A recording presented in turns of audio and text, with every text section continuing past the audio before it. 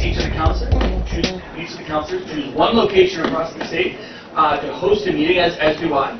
And it really allows folks, even though we do have our open and public meetings, which you're all invited to, the exciting council meetings up in the State House. It's even more exciting when we get to kind of visit the state and see what's happening, talk about some of the programs, some of the initiatives, some of the challenges across the state, and highlight some of the individuals and organizations that really make things work at the very front door ground level, which is always really exciting. So I'm going to really turn it over to Councillor Stevens, who had the brilliant idea of coming to the beach, who deserves all the credit for the weather. It was going to rain until Councillor Stevens got involved, and she made the sun shine, which was really a testament to her service in the state. Now we're going to have a performance, we're going to honor some folks today, and then we'll get going with the business portion. So with that, Councillor Stevens. Good morning, everyone. I'm Executive Councillor Janet Stevens. I represent District 3, which encompasses 32 towns and cities from the seacoast to Salem.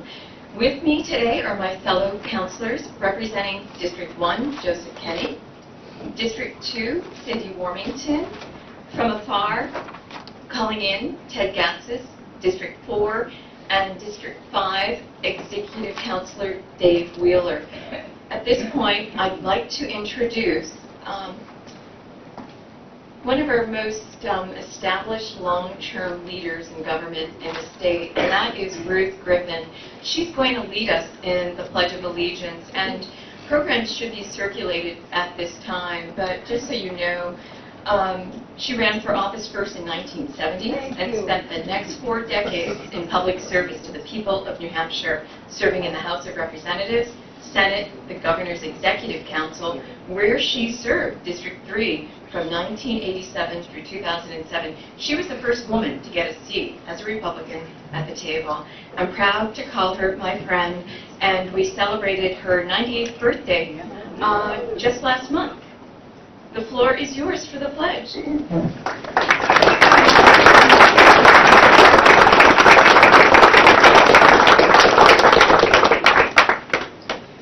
Please, everybody, with our heart and soul, join me as we pledge to the flag of our country.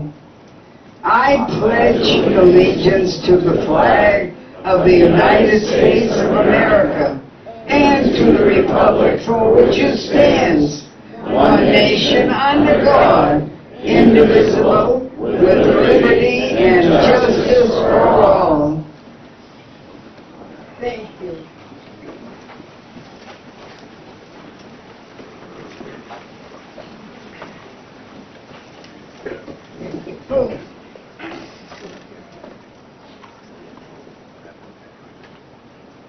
Thank you, Ruth, and again, thank you for your lifetime of public service and commitment to the state of New Hampshire. You are my idol and mentor. New Hampshire's enviable economic status is due in part to the travel and tourism industry. In May of this year, the Department of Business and Economic Affairs Division of Travel and Tourism anticipated an estimated 4.3 million people would visit New Hampshire this summer, with spending by those visitors expected to reach $2.5 billion. Not surprising, Hampton Beach is considered one of the top vacation destinations in the state. For popular travel destinations, or any community in the state, to maintain safety and successfully meet the needs of all, there are a myriad of services that must be provided.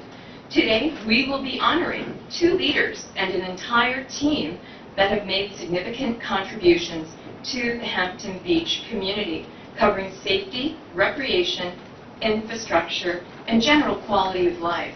I have been on the phone with one of our recipients today at 10 p.m. at night, days before the submission of the 10-year Transportation Improvement Plan, discussing a last-minute ask for $30 million. The next morning, due to his persuasive lobbying, we were on a call with the Commissioner of DOT, Sheehan. Bob, I tried. But anyways, you have great support in Bob, Preston, and everyone in this room. The state of New Hampshire, the governor, myself, and executive council have supported Hampton in key areas. Major disbursements of funds include $23.9 million has been awarded to the town of Hampton for water infrastructure, so that everyone has clean water, that our wastewater systems are in compliance. The town of Hampton received $34.9 for much-needed infrastructure for roads, bridges, and active transportation. $68.5 for the Neil R. Underwood Bridge project. And I'm sure you've been following the news, but with the governor and I, we're trying to get this moved. We're calling upon our federal delegation. 2.5 in the last round of American Rescue Plan Act. And lastly, in the early stages of the pandemic, the governor set up a CARES Fund program for our municipalities. Hampton received $14.7 million in CARES funding, and that was provided to Hampton-based first responders in stipends, nonprofits, businesses, veterans organizations, healthcare providers, and childcare providers, to name a few of the recipients. I'm honored to host my meeting here today, and at this point, I'd like to introduce Miss Maddie Pitcairn, who's going to sing and perform 2 songs. She's a recent graduate of Trape Academy. She's a rising star. She trains at PMAC in Portsmouth, and we're thrilled you're here, so the floor is yours.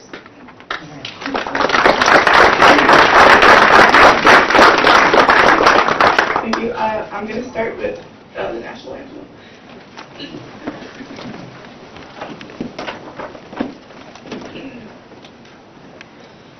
Oh, say, can you see by the dawn's early light what so proudly we hailed at the twilight's last gleaming, whose broad stripes and bright stars through the perilous fight o'er the ramparts we watched were so gallantly streaming, and the rockets from there, their bombs bursting in air, gave proof through the night that our flag was still there.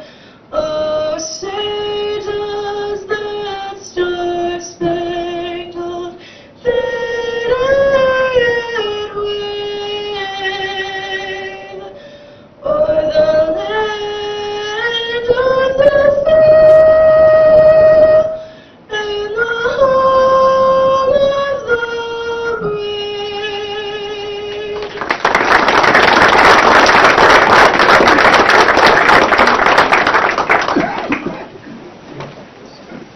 This next song is an original called Red Lights. I'm just gonna get it here.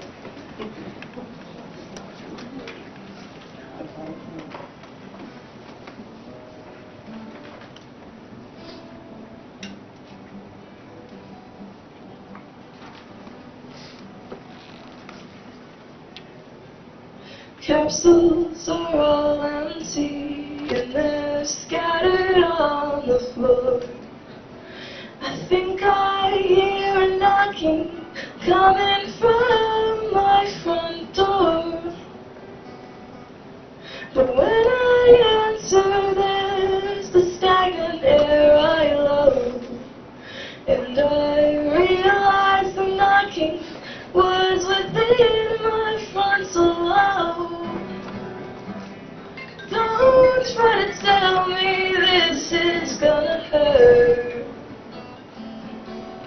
'cause I've been through enough, and now I really know my worth.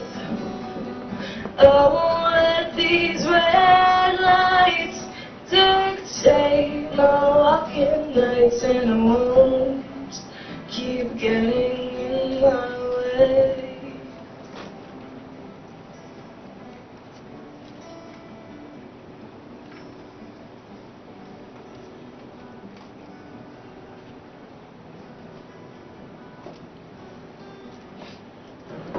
Now you say you're worried for me. Is this the first you remembered how we used to be? Most of the time I'm myself or unhappy.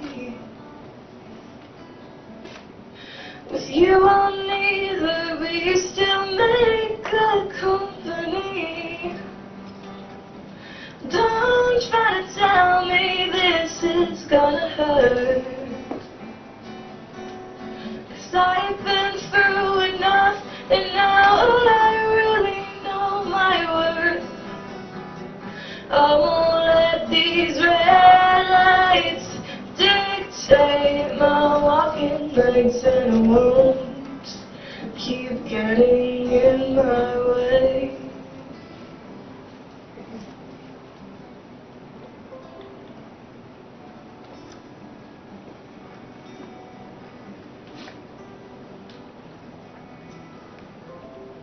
All I wanna know right now is what you did to make things change.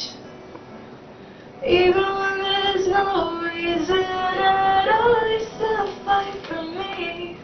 And I don't know how to say I'm sorry for not being who you wanted, but I'm trying. And that's the best it'll ever be. Don't try to tell me this is gonna hurt, 'cause I've been through enough, and now I really know my worth. I won't let these red lights, I won't let these red lights, I won't let these red lights dictate my walking nights, and I won't keep getting in my way.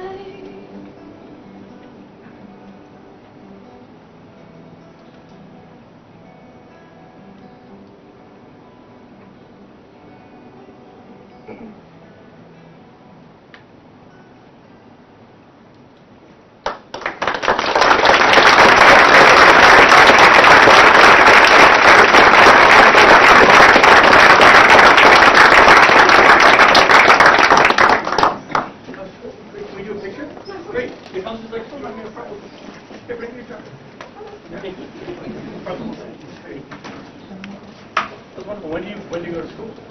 Next week. Next week? Yeah. Okay. That'd be great. Yeah. All right, everyone right here. And 3, 2, 1. One more. Perfect. Thank you. Thanks again. Thank Good luck you. with everything. Thank you so much. Thanks. That was wonderful.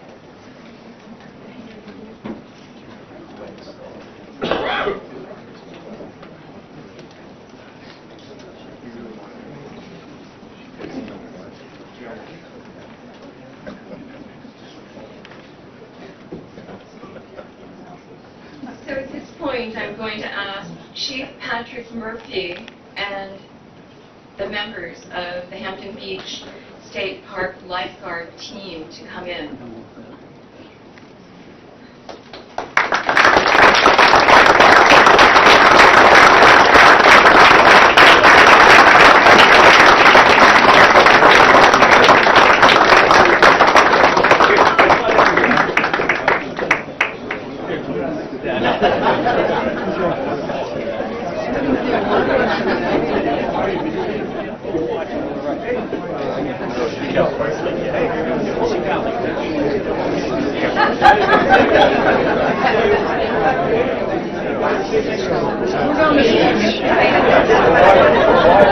Okay, I'll let you know. I'm really good at it.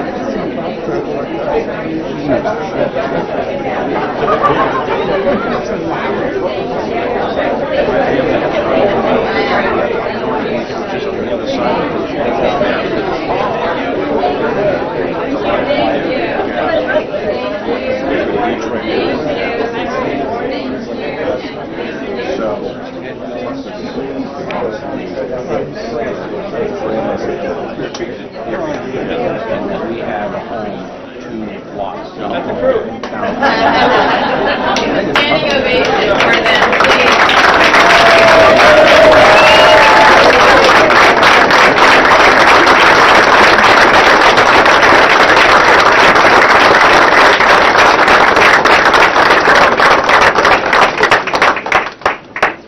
So I've had the pleasure of working with Chief, and I often call him the Captain, Pat Murphy, on two public safety press conferences at the beginning of the season.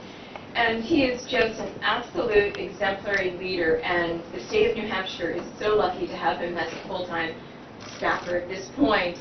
And the awards you will see are noted in the handout. But he's also the leader of 77 lifeguards, a staff of 81, who have won the 2023 New England Life-Saving Championships and the 2023 Northeastern Life-Saving Championships.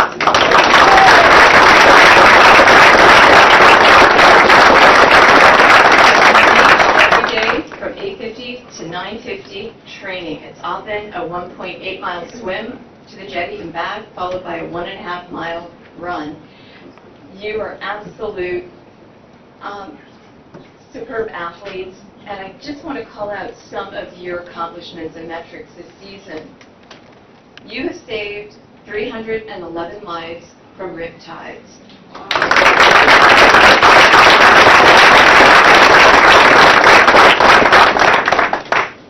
Major medical calls, you responded to 43 people in severe distress. First aid, you've responded 683 times. Lost children, you've escorted kids back to their families close to 200 times. Alcohol violations, close to 8,000. And I'm going to say that local law enforcement, the word on the street is that your diligence and your oversight has intercepted any sort of fighting that we've seen in past years.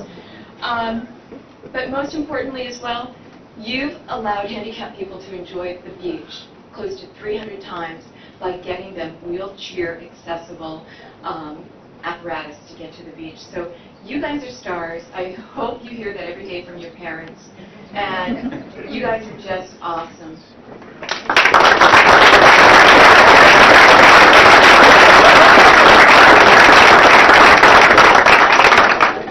Okay, so we do have an official commendation to recognize. And of all the accomplishments, let's not forget, they pulled a frickin' airplane out of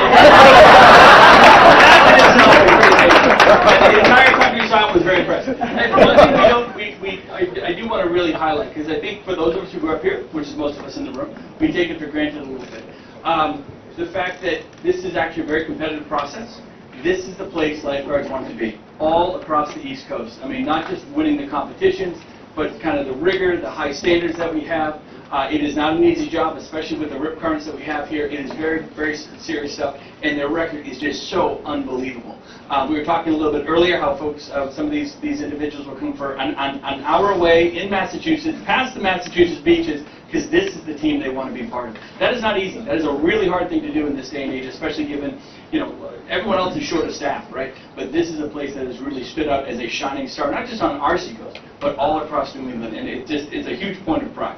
So, we do have an official commendation for Chief Patrick Murphy, Murph, and the Hampton Beach Lifeguards, whereas New Hampshire's beautiful seacoast attracts thousands of visitors every year and to its wonderful beaches. And granted, staters and tourists come to enjoy the sun, surf, and hospitality known only in the 603. And whereas the New Hampshire State Beach Patrol and its team of ocean lifeguards have ensured the safety of our visitors year after year and our strong and vigilant presence on the beach. And whereas Chief Patrick Murphy has served with the New Hampshire State Beach Patrol since 2004. Is that true? Holy cow, you must have been like 13. Starting his career as an ocean lifeguard, working his way up the ranks to lead the team, which he has successfully done since 2019. And whereas under Chief Murphy's leadership, the State Beach Patrol has stood out nationally as one of the best ocean lifeguard operations in the country, has created one of the strongest junior lifeguard programs as well.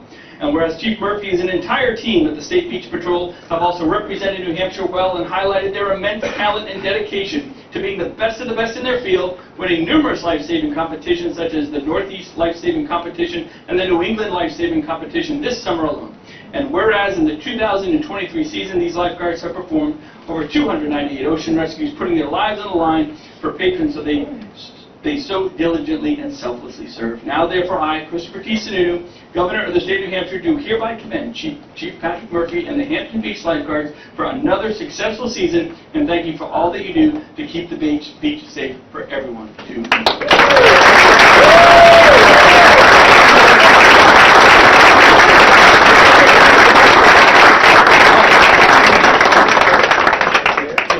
Down this way a little bit, so we're going to do a big photo, if that's all right. Definitely, we have to take our shoes off. I know that. We should do all our meetings here. It'll be a little more connected. All right, I'm going to call, so I don't get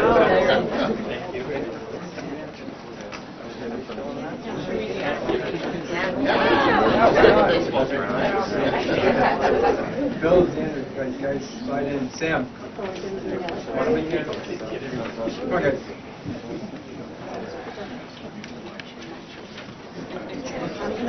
All right, everyone right here for me first. We're going to do 2 and 3, 2, 1.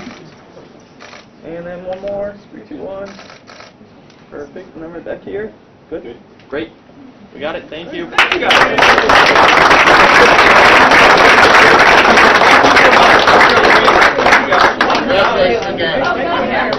One final word. Captain Chief Murphy would like to start a junior lifeguarding program.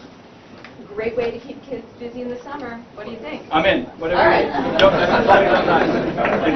I'm a little old. Oh, come on. Thank you so much. Hey, good to see you guys. Thanks again. Hey, thank you guys so much. Thank you. Great job. Thank you, guys. Thanks again. Hey, good to see you. Thank you. Thank you so much.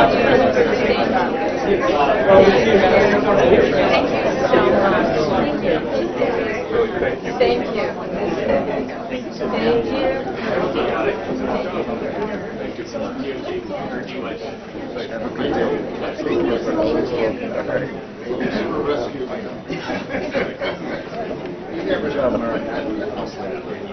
Take care.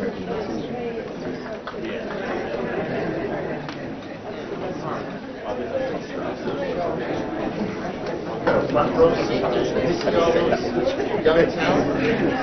Not pleased. Yeah, that's what I had. So at this time, we'd like to honor Bob Preston. Bob, you can't hide. I know you're in here. So many of you have seen the program, but I'll just read it very quickly. He is the owner of Preston Real Estate and has been a licensed real estate broker since 1972. He is a member of the Hampton Beach Commission, serving the Hampton Area Chamber of Commerce. He serves on the board of directors for Experience Hampton. And his list of accomplishments and contributions to the community go on and on. But talking with his good friend, Mr. Hartnett, last night, there are a lot of accomplishments that have not been on the radar. And he is a very humble man. But when he learned of a gifted athlete unable to participate and compete in an AAU basketball league, no fault of her own, he made it happen. He opened his commercial space, which he could have very well leased out for those struggling with food insecurity. He's raised tens of thousands of dollars to support the Hampton Mounted Patrol. Hampton, Experience Hampton, we would not have a Christmas parade without you, Bob. So thank you, thank you, thank you. Come on up. Come on up.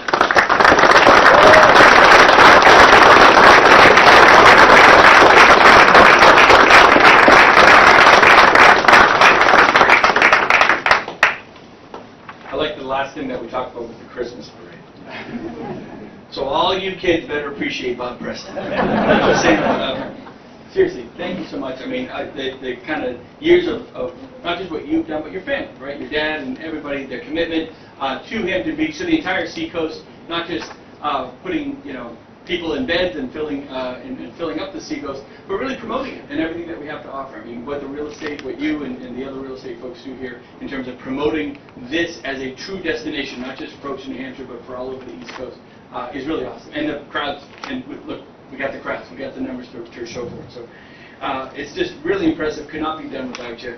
A commendation recognizing Bob Preston. Whereas Bob Preston is the owner of Preston Real Estate, has been a real estate broker around the Seacoast since 1972. And whereas Bob and his business, Preston Real Estate, take pride in helping grant stayers and visitors to New Hampshire secure their vacation properties along beautiful Hampton Beach, and are a trusted source in the community, and his clients and his business help families choose the perfect spot for their summer vacations. And whereas he's a member of the Hampton Area Chamber of Commerce and has sat on the board of directors for Experience Hampton, which was founded in 2010 and serves to organize, promote, and manage events and projects in Hampton. And whereas Bob was awarded the Hampton Rotary Citizen of the Year Award in 2010 and has served as the past president and member of the board of directors for the 100 Club of New Hampshire for many years, as well as being a member of the 100 Club of Maine and the 100 Club of Connecticut. And whereas Bob's leadership has helped to support several businesses, initiatives, and projects in the community, and his efforts have helped Hampton and the Hampton Beach grow and thrive. Now therefore I, Christopher T. Sununu, Governor of the State of New Hampshire, do hereby commend Bob Preston for his commitment and dedication to the town of Hampton, and wish him all the best in the future.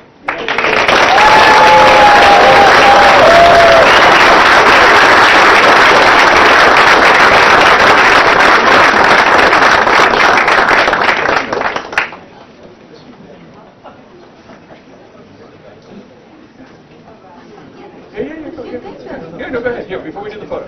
All right, we'll do the picture. All right, everyone right here. And 3, 2, 1.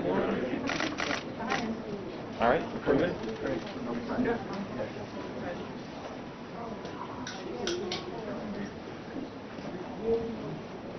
Well, thank you all for coming. This was a surprise to see some of you here. I didn't expect all of that. I want to welcome the governor and the council and remind you that every dollar you invest in Hampton, you get paid back many, many, many times. So thanks for all what you do for us. I want to thank Ruthie Griffin. I wish Ruthie could sit at this table. No offense, Janet. And finally, you know, a lot of the good things I get to do is because I hang around with good people. And one of them is Senator Nancy Stiles. She's amazing.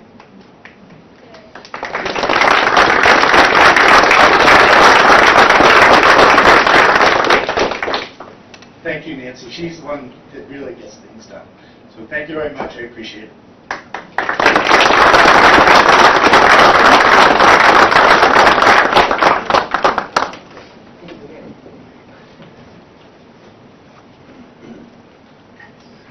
Okay, so moving forward, we will finally officially call this meeting of the Governor and the Executive Council to order. I'm going to begin by asking for a motion. Hold on, before I do that. So Councilor Gattis is joining us by phone. I just want to make sure that he is joining. I'm looking at the, sorry, he is on the phone. And is he going to come through on these speakers? Or does he come through? Oh, Councilor, are you there? Good morning, Governor. Oh, good morning, Councilor Gattis. Like a voice from above. Very heavenly. Councilor Gattis.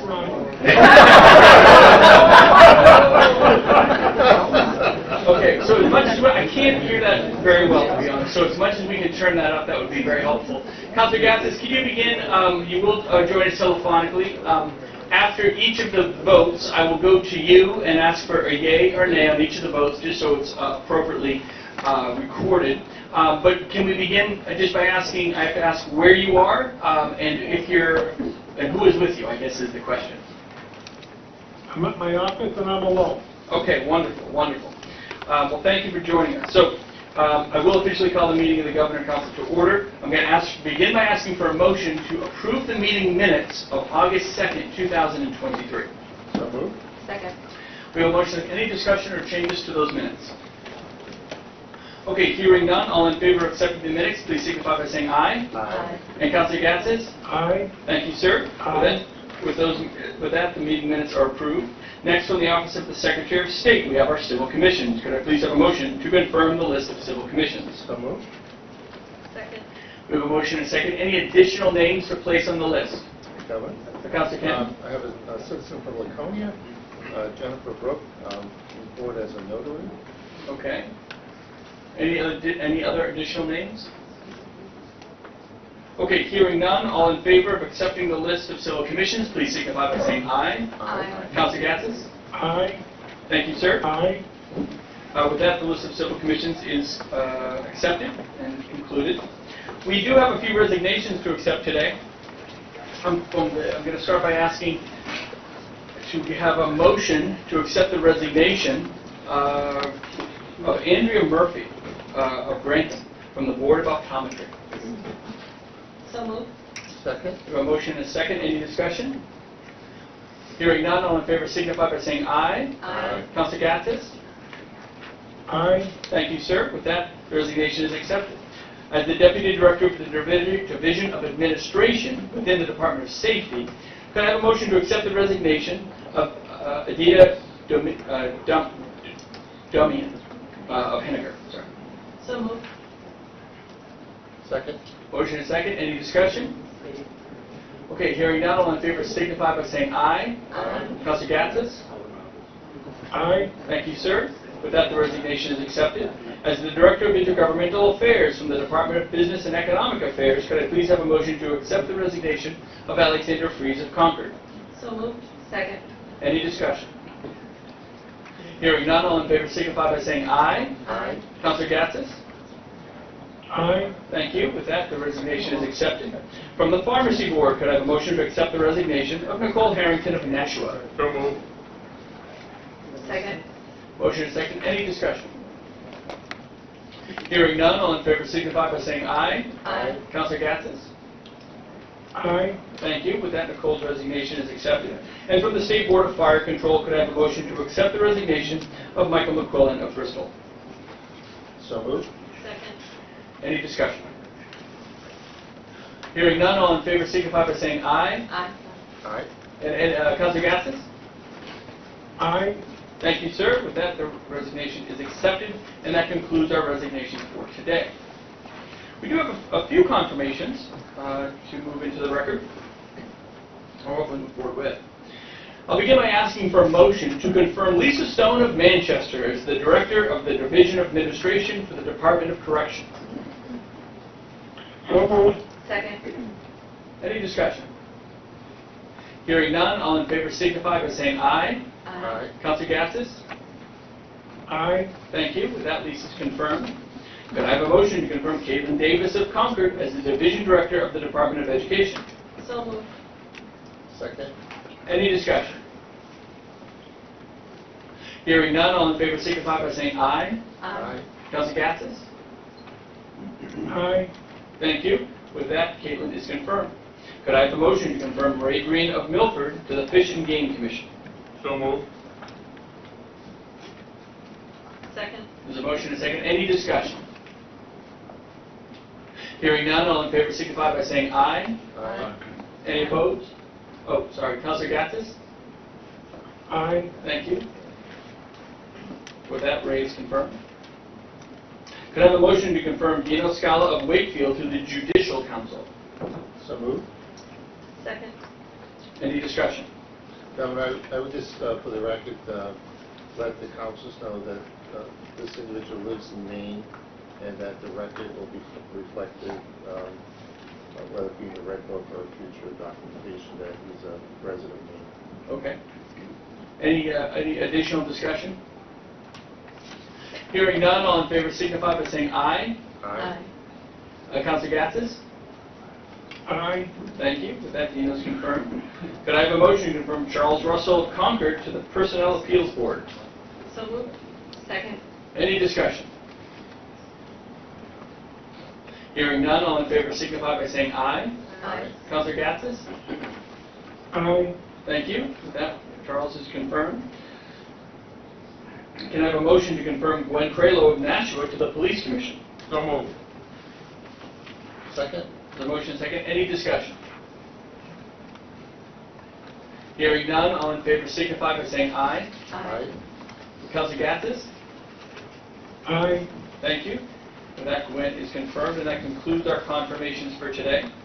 I have a few nominations to put into the record. To the Board of Accountancy, I nominate Edward David of Seabrook. To the Business Finance Authority Board of Directors, I nominate Vikram Nashramani of Lincoln. To the Council for Responsible Gambling, I nominate Maura McCann of Concord. As the Director of the Division of State Police for the Department of Safety, I nominate Mark Hall of Dunbar. To the Judicial Council, I nominate Kimberly Casey of East Kingston, Stephen Lebrano of Hanover, and Philip Utter of Exeter. To the New Hampshire Housing Finance Authority and the Housing Finance Board, I nominate Derek Furland of Claremont. To the New Hampshire Real Estate Commission, I nominate Suzanne Brunel of Londonderry. To the Public Water Access Advisory Board, I nominate Lynn Arnold of Sunapee. And to the State Board of Fire Control, I nominate Daniel DeFossis of Campton. And that concludes the nominations for today. Moving on, we have our consent calendar agenda. I'm going to begin by asking for a motion to accept the consent calendar agenda. So moved. Second. We have a motion and a second. Any discussion or items to remove for further discussion from the consent calendar?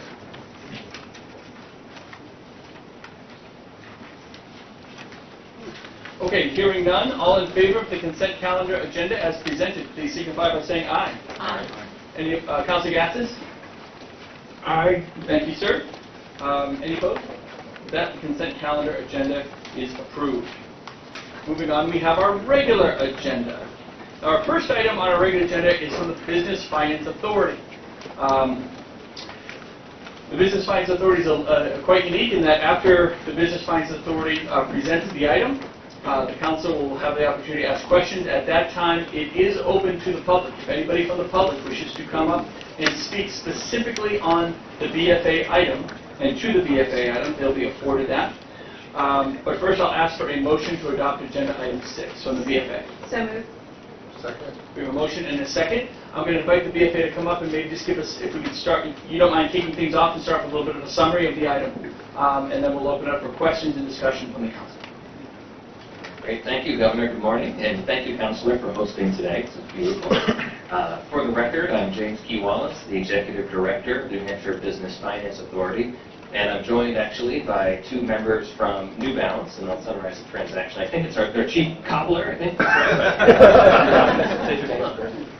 John Campbell, I'm the Vice President of Corporate Services for New Balance. Kevin McCoy, Vice President of U.S. Manufacturing. Great, thank you. So the transaction, we're very excited to be proposing this to you today. New Balance is intending to open up a new Made in USA manufacturing facility in Londonderry. And they've asked the BFA to use the program we've used many times successfully in the past, where we partner with large employers making lots of jobs on the real estate component of their New Hampshire expansion. You may remember some of these transactions in the past, but BAE and Sig Sauer. This works in a very similar fashion. So the proposal is that we issue up to $72.5 million in bonds, $50 million of which would be state guaranteed. We then build the building. New Balance pays all the costs for those bonds through their lease from the BFA. And then at the end of the lease, which is 10 years, they pay off the bonds and then they own the facility. They intend to employ almost 250 people at the facility, a lot of manufacturing jobs that pay really well with great benefits. They're in excellent financial condition. We think this is a perfect example of a partnership with the BFA. Usually these transactions are fully guaranteed by the state, but we negotiated with the lender to only require up to $50 million of the transaction to be guaranteed, which is why in your packet you see technically a request for two bonds. One for $50 million, the state guaranteed, and then the remainder up to the $72.5 to round out the transactions. And with that, I'm happy to take questions. Great, we'll open up for questions. Councilor Stevens? Good afternoon. Welcome to New Hampshire. In a June 19, 2023 document, New Balance is noted as stating an alternative financing structure may be utilized to meet the $72.5 million funding requirement. That was referenced, and that was disparate from the $72.5 million state guaranteed industrial revenue bond with the BFA, which would have been one bond. So in the final agreement, again, it's calling for 2 revenue bonds. Why this split? Yeah, that's a great question, Counselor. So we usually do these transactions, really the bank is lending the money. In this case, it's Service Credit Union. And they do it in the form of a bond, because that's how the BFA, that's the word we use for our loans, right? We usually do it as one bond, where the state guarantee is wrapped around the whole thing. But we were able to negotiate with them, in part due to the really high appraised value of the facility. The collateral was good, but also the strength of New Balance in general. They just didn't need a 100% state guarantee, so we peeled a little bit off. So it's technically what was one bond for that lender is now 2, one of which is guaranteed by the state and one of which is not, to reduce our exposure, which is it's a good thing. There's going to be the establishment of a capital reserve to cover 25% of the transaction, correct? Because this is our highest, greatest investment to date, correct, in this program? Yes, Counselor, in this program, that's right. The BFA makes loans for $40,000, and last year there was a bond for $200 million, but in this program, this is our highest one. The BFA is statutorily required to... Second. A motion and a second. Any discussion on items 80 through 94? I just wanted to, is J.D. Diego in the audience? He's right there. He is. He is. Oh, he's way back there. I just wanted to recognize, and this is the last governing council meeting, he's moving on to Wyoming, and he said there are 6 contracts on the Cannon Mountain that wanted to be here, but I just want to thank him for all the state service to the state of New Hampshire. And J.D., explain to us, you once had an assignment here at Hampton Beach as a young fella. Can you tell us what that was about? Sure. Yeah, actually, it was 10 years ago, so 2013. We were in between Seacoast regional managers, and Bill Bryce, who was director of parks at the time, pulled me aside at a governor and council meeting in early June and said, I have this crazy idea. It was kind of a non-capital summer up in the North Country, and so it was the one year in which I had time to triangulate between my home in Maine and the Seacoast and Franconia Notch. So we were doing about 5,000 miles a month and staying 5 nights a week down here, 2 nights a week back at home. It was fantastic. I mean, the Seacoast and Franconia Notch are very similar in terms of bustle activity on a year-round basis, so I loved it. And the only question Council Wheel has of you, can he take the keys from you? Next Wednesday he can. Oh, next Wednesday, okay. Thank you for your public service. I appreciate everything the council and the entire legislature and the executive department has done for us. Thank you. Thank you.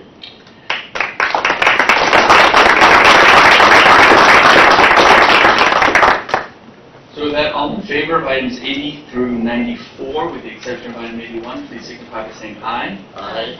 Councilor Gatsis? Councilor, is he still with us? Just want to note that Ford votes does get it done. Councilor Gatsis, are you still with us? Can we go back and record this vote after? I think we can. Okay, we're going to record the 4-0 vote, but we'll go back and affirm his vote on the natural and cultural resources items post meeting. No on 94. Thank you, sir. So also noting the no on item 94 from Councilor Wick, those items are approved. I'm now going to ask a motion to adopt agenda items 95 through 133 from the Department of Environmental Services, although please note that items 99 and 100 have already been taken. So moved. We have a motion and a second. Any discussion? I do have a question of Commissioner Scott.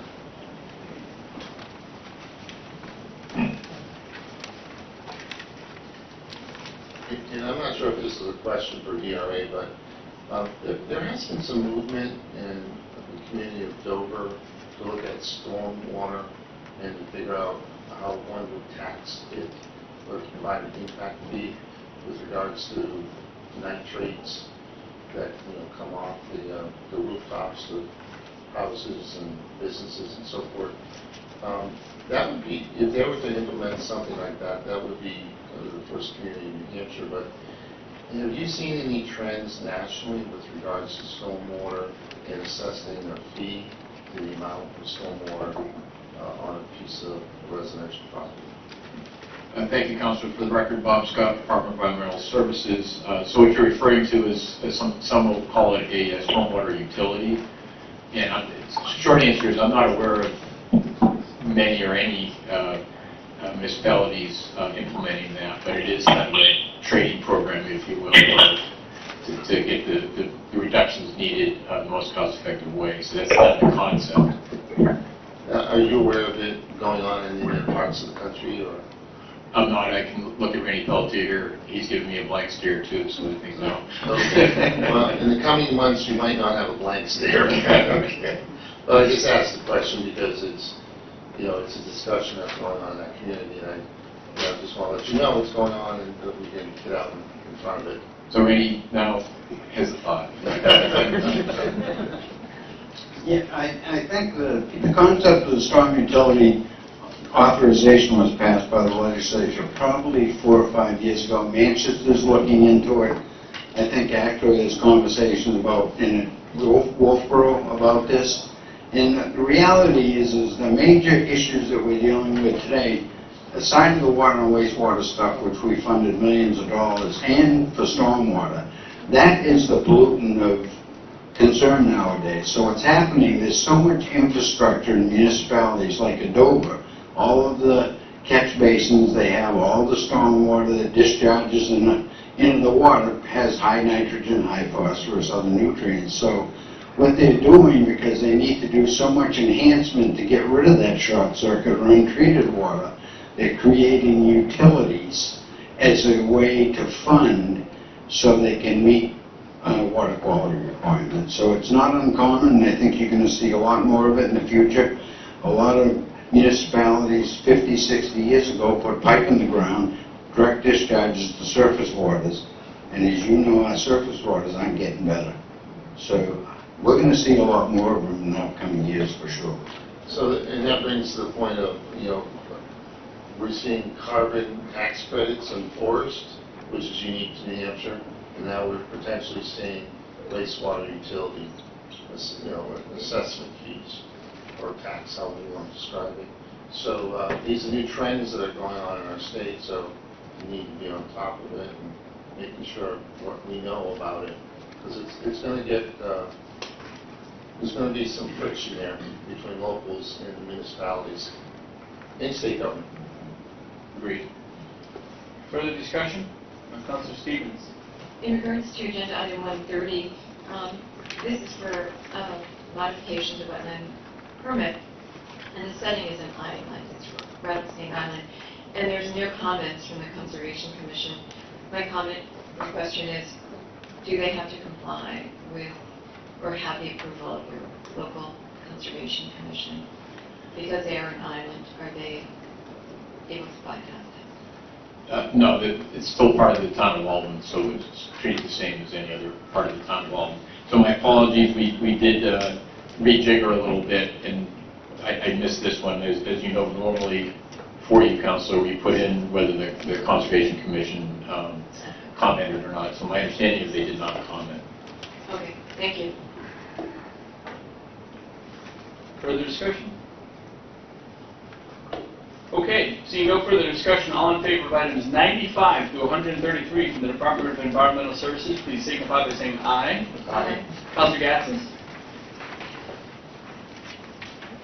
Oh. Councilor Gatsas, I thought he'd come back on.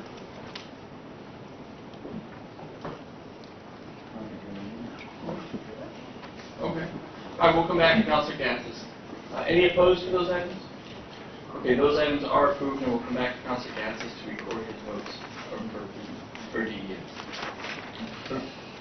So moving on, I'll ask for motion to adopt agenda items 134 through 142 from the Department of Education.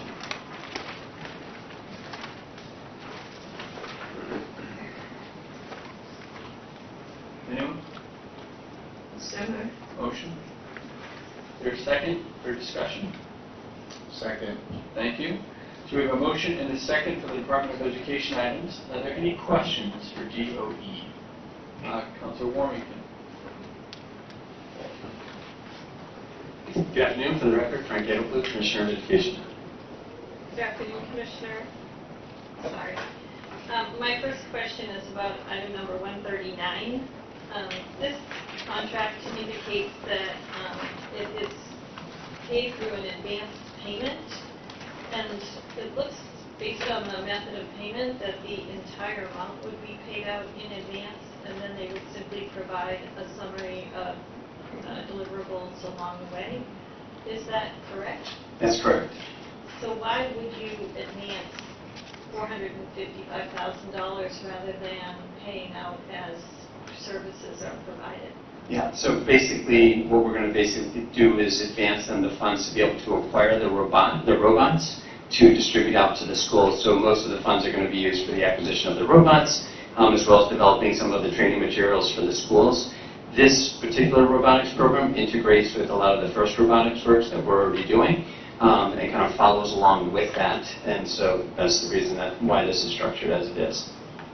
Well, I have certainly no problem with the program, and even understand why you might pay for the robots in advance, but it looks like robots, parts, and equipment is $275,000. So why wouldn't you advance that amount and then pay as services are rendered?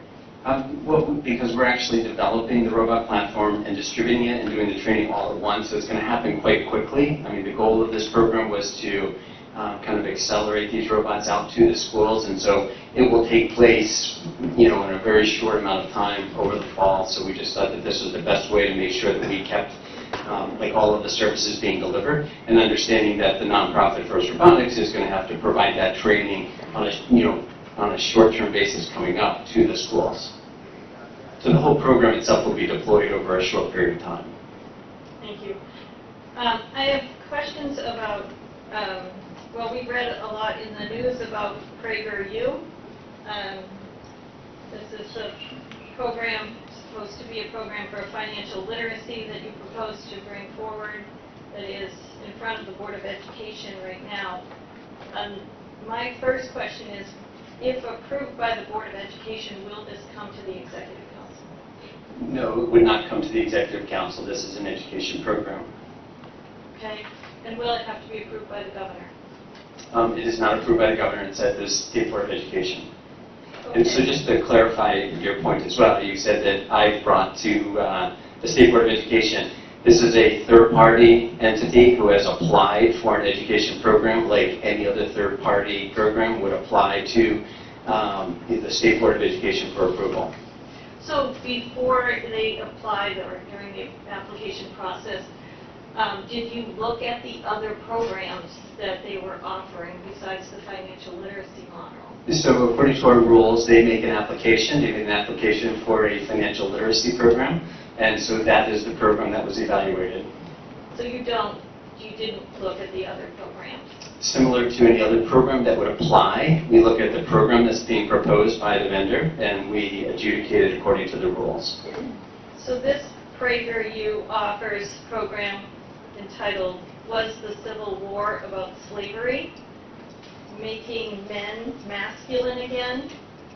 Healthcare is not a right, and the inconvenient truth about the Democratic Party.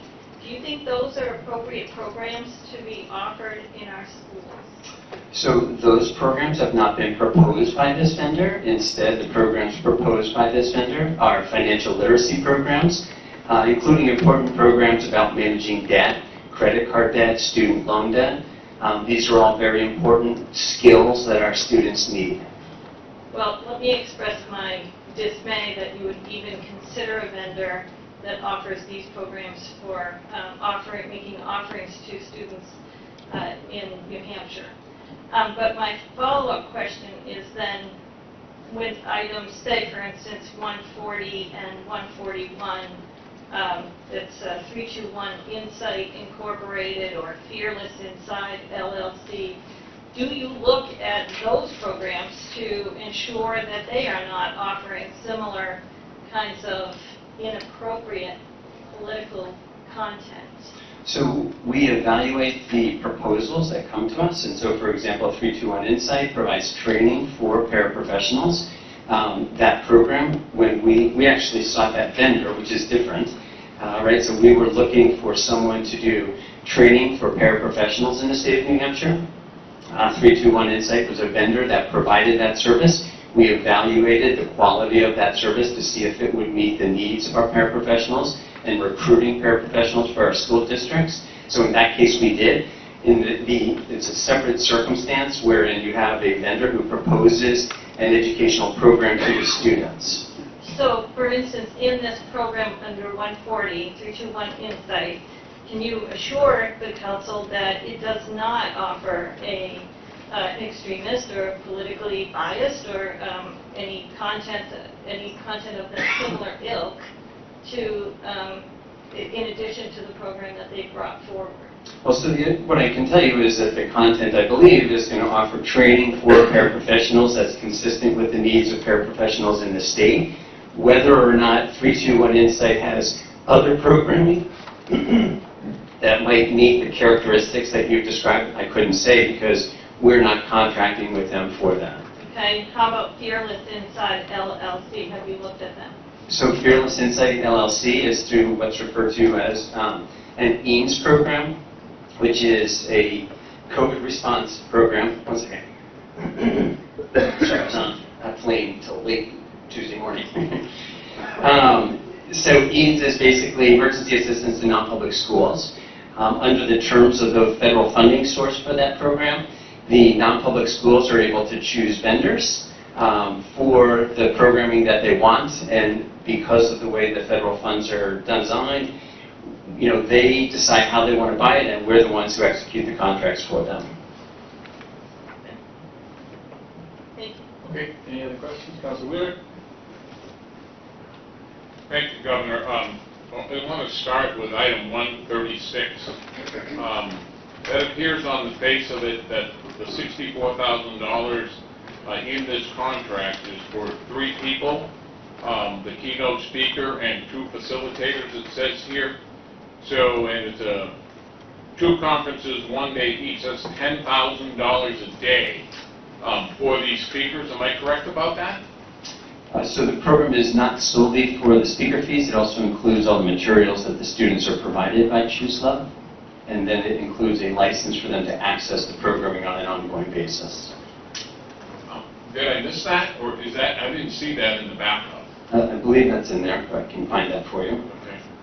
And what's the breakdown? What are we paying these speakers? It's all incorporated into a single fee for the specific program, so I don't know the details. Hang on. So if I go to Exhibit C, you've got Scarlett Lewis, who's the keynote presenter, is $8,086, and this, by the way, this is Schedule C in the program.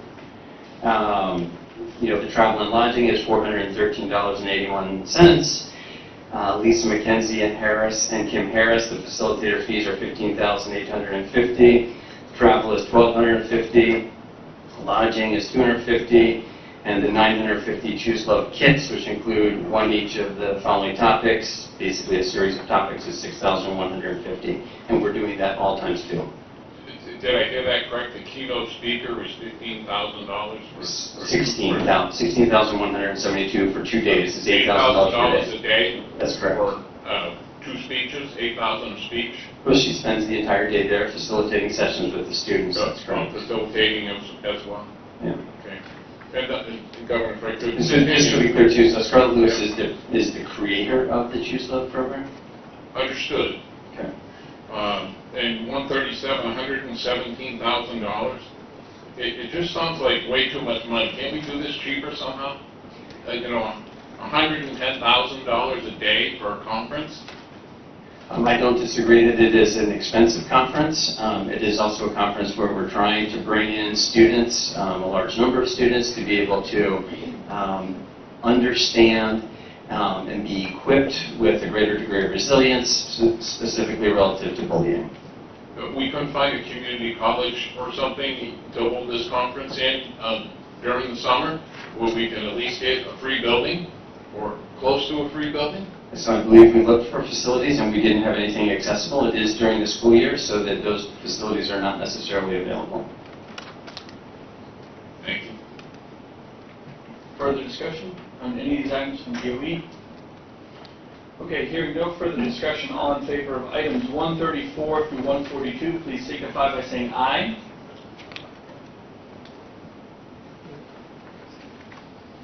No? Is that a big no on all those?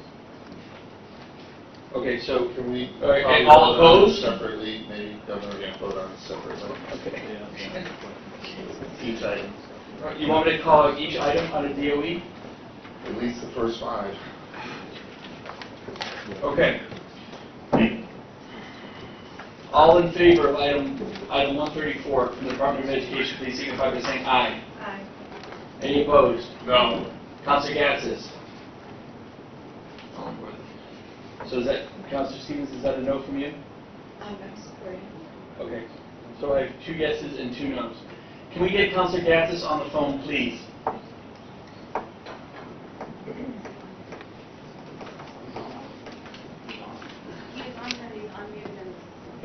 Hello? Okay. Counselor Gatzis, sorry, yes or no vote on item 134? Yes. Heavenly vote, yes. Thank you. Can I get all in favor of item 135 from the Department of Education, please signify by saying aye. Aye. Aye. Any opposed? Aye. Opposed? No. Item 135 is approved. All in favor of item 136 from the Department of Education, please signify by saying aye. Aye. Aye. Thank you, Counselor Gatzis. Opposed? Any opposed? No. Item 136 is approved. All in favor of item 137 from the Department of Education, please signify by saying aye. Aye. Aye. Thank you, Counselor Gatzis. And Counselor Stevens, are you on yes or no on 137? I'll support it. Okay, that's Yes, an aye. aye. Any opposed? No. Opposed? Okay, item 137 is approved. All in favor of item 138 from the Department of Education, please signify by saying aye. Aye. Counselor Gatzis. Aye. Thank you. All in favor of item 139, please signify by saying aye. Aye. Aye. Aye. Thank you, Counselor Gatzis. Counselor Warmington. Aye. Okay. Aye. Counselor Stevens, aye. Thank you. Item 139 is approved. All in favor of item 140 from the Department of Education, please signify by saying aye. Aye. Aye. Counselor Stevens. Aye. Aye. Thank you. Item 140 is approved. All in favor of item 141, please signify by saying aye. Aye. Aye. Aye. Counselor Gatzis. Aye. Thank you, sir. All in favor of item 142 from the Department of Education, please signify by saying aye. Aye. Aye. Counselor Gatzis. Aye. Thank you, sir. And item 142 is approved. Counselor Gatzis, I apologize, we lost you there with technical difficulties. If you don't mind, I'm just going to go back. We did take a vote and kind of held you, I'm just waiting to see, we're still waiting on your vote, for items 80 through 94 from the Department of Natural and Cultural Resources. Aye. Okay, thank you, sir, on all those items. Also, Counselor Gatzis, can I get your vote on items 95 through 133 from the Department of Environmental Services? Aye. Thank you, sir. Those items are approved. The DOE items are approved. Approved. Okay, great. We're all caught up. I'm now going to ask for a motion to adopt agenda items 143 through 145 from the Police Standards and Training Council. So moved. Second. Any discussion? Hearing none, all in favor signify by saying aye. Aye. Counselor Gatzis? Aye. Thank you, sir. Those items are approved. Could I have a motion to adopt agenda items 146 through 160 from the Department of Safety? So moved. Second. Any discussion? Hearing none, all in favor, yep. I do have a question on item 149 and 150. Is this always going to be retroactive? Is that what we're doing here, saying you can do it and then we'll approve it in 2 years? No, sir. I think with those the best. I just don't think they're able to purchase them. So, Okay. let me just. It is a Sebastian. Yes. Okay, I don't really see that. thank you. You're welcome. Additional questions for the Department of Safety? Okay, hearing none, all in favor of items 146 to 160, please signify by saying aye. Aye. Councilor Gatsas? Aye. Thank you, sir. Those items are approved. Can I have a motion to adopt agenda items 161 to 168 from the Department of Justice? So moved. We have a motion and a second. Any discussion? Councilor Stevens?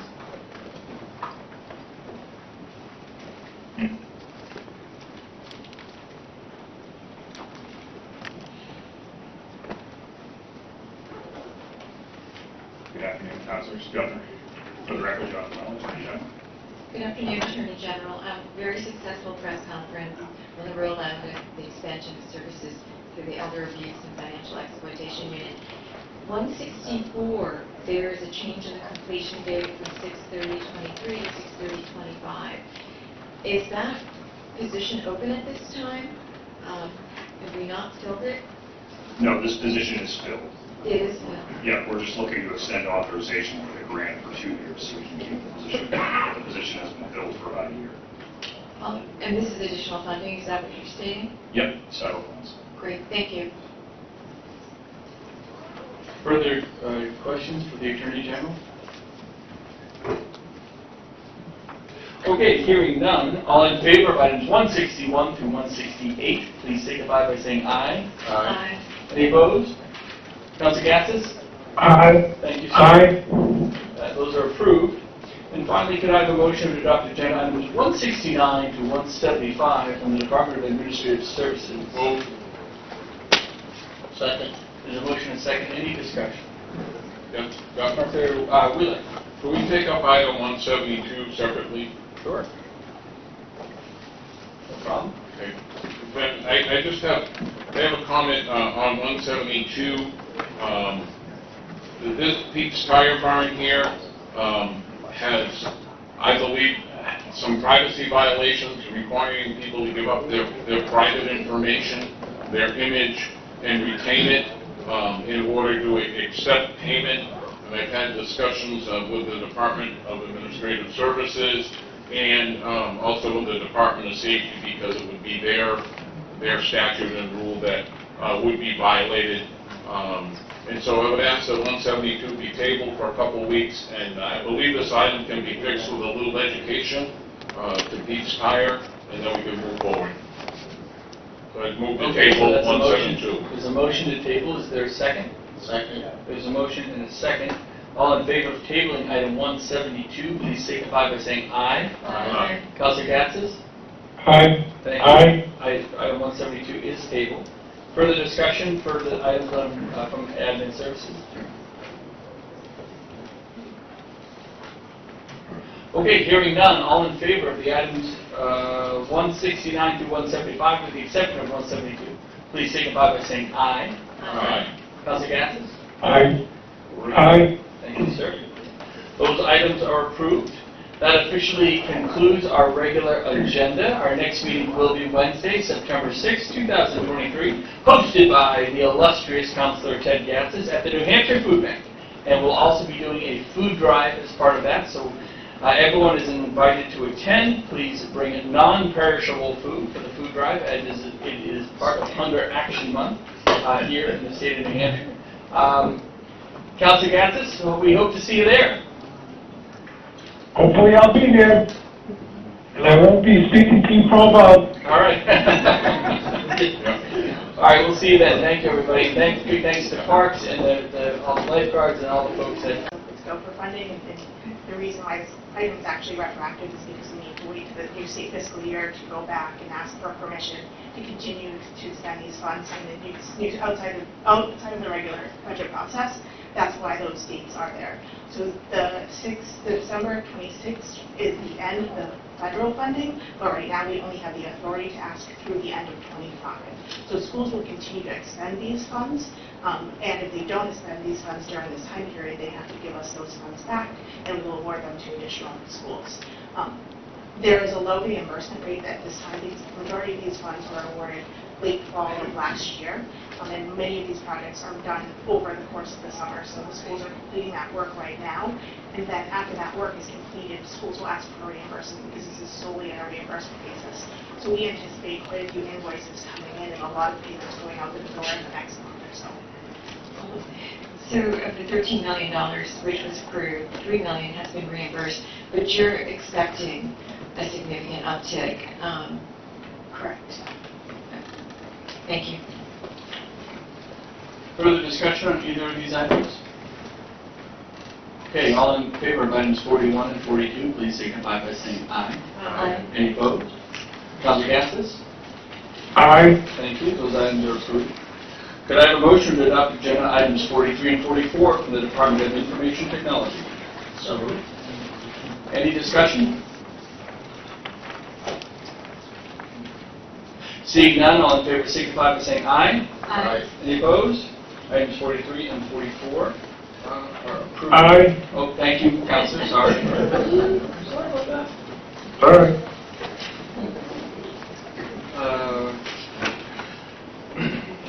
Moving on, can I have a motion to adopt agenda items 45 and 46 from the Office of Professional Licensure and Certification? So moved. Second. Any discussion on either of these items? Councilor Warrington?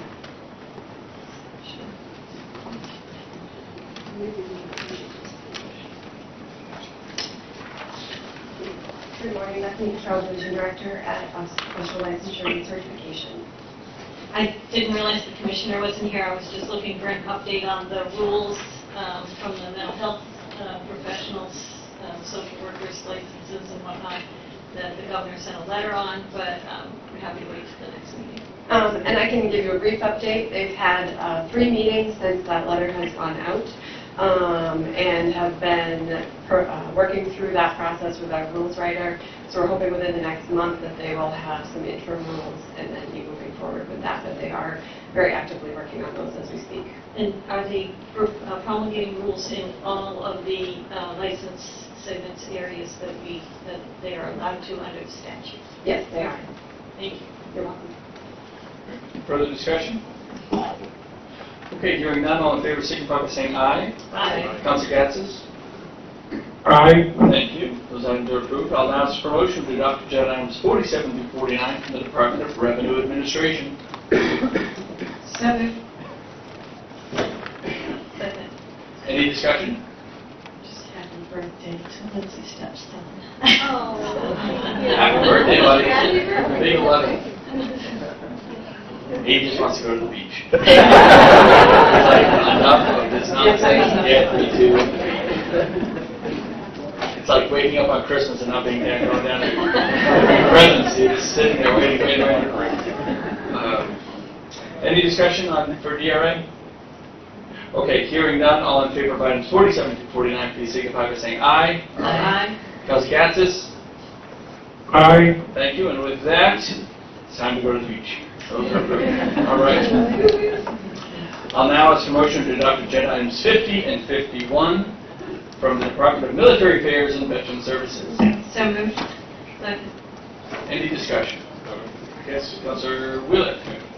I just wanted to point out on this item, and there's another one coming up, that there's really no description in the agenda about what this money's for, so it's very hard for the public to know what's going on here. It just says, you know, amend the fiscal committee item.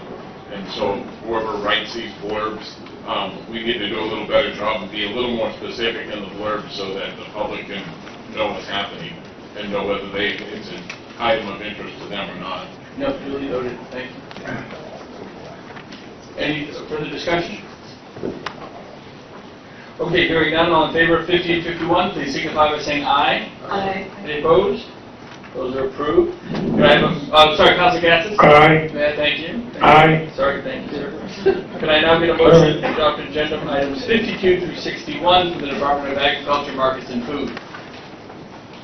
So moved. Second. Any discussion?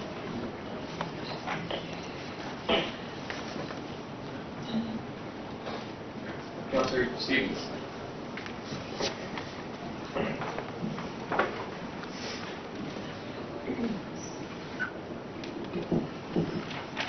In regards to agenda item 58, Commissioner, hold on a second. It's right here. I will have to go through my notes. But your goal is essentially not to use federal funds, correct? Not going forward. So because this grant was already awarded, we are going to use it. But because of the requirements of the program, ultimately, after this one, it doesn't make a lot of sense to continue to apply and use this. So the cooperative agreement is considered too complex for the reporting requirements? That is my understanding, talking to Dr. Crawford, and I did go over this with him a couple of weeks ago, before he left the state for a while, and so some of the details are a little fuzzy in my mind, but I did read the memo in front of you, and essentially, yes, it's just not worth the effort going forward. But we weren't, excuse me, I'm sorry, go ahead. but because we were not sure that we would get the funding in the budget at the time, we couldn't not apply for the grant. We would have put some programs at risk. So the funding was reduced from $70,000 to $38,000, being one of the reasons why you opted that it was not worthwhile? That's my memory, yes. So to offset that, we are going to have to use state taxpayer funds for this. So, I guess in a way, yes, but again, I think it's explained better. I don't have the memo in front of me. Josh has it over there. But I think that it does make sense to the taxpayers overall, but particularly for the staff time. So that my recollection is that the department will be able to make better use of the resources that we have available. So it's not, although on the surface it would appear that it's additional state money, really doesn't end up costing us more. Just one final question, please. So this is for the surveillance of animal health activities. What other states are not accepting these dollars? And are we going to have, again, a significant budget and the ability to provide this service? So I'll have to get the answers for you on that. I have no idea what other states are doing. Again, to look at the scale and scope of New Hampshire's agriculture versus many other states, and we're at a much smaller scale than many, but I can get you that answer. Thank you very much. Do you have a question? I just want to know, did we complete the survey and how's our apple crop? So, yes, the survey is completed. I think I sent that along to everyone. I think the end result of those who completed the survey looks like the effect to the fruit and berries is about $10 million in the negative, obviously. And losses ranging from, as I recall, 50% to 90%, probably averaging somewhere in the vicinity of 75% loss. Further discussion? Okay. All in favor of items 52 through 61, please signify by saying aye. Aye. Any opposed? Those items are approved. Yes. Aye. Oh, Councilor Gaddis, thank you, sir. Could I now have a motion to adopt agenda item 62 from the New Hampshire Insurance Department? So moved. Is there a second? Second. Aye. There's a motion and a second. Any questions on item 62? Okay, all in favor of item 62, please signify by saying aye. Aye. Councilor Gaddis? Aye. Thank you. Item 62 is approved. Could I have a motion to adopt agenda item 63 and 64 from New Hampshire Employment Security? So moved. Second. Any discussion? Hearing none, all in favor signify by saying aye. Aye. Counselor Gatsas? Aye. Thank you, sir. Those items are approved. Could I get a motion to adopt agenda item 65 from the Department of Corrections? So moved. Second? Any discussion on 65? Counselor Stevens? Good afternoon, Helen Hanks, Commissioner of the Department of Corrections. Good morning. Good morning. So 3 vehicles are shared by 14 staffers in the Manchester office for parole and probation, correct? Yes, at this time. And 1,022 out of 4,100 cases, it's a quarter, are within the Manchester office, correct? Yes, it has our largest caseload. And that is 1 professional staffer of 273. Yes, at this time. Fugitives, 110 out of the 346 are in the Manchester area. That's correct. It's 1/3 of the state. My question is 1 vehicle enough? Thank you, Councilor Stevens. It's adding an additional vehicle, and we are evaluating that and balancing what the agency's budget is as well. Because some are in the office doing in-office visits while others are out in the community, and we do send 2 probation parole officers at a time. So we did look at that, and as this council has approved, we've been examining all of the resources across field services during the time of the commissioner.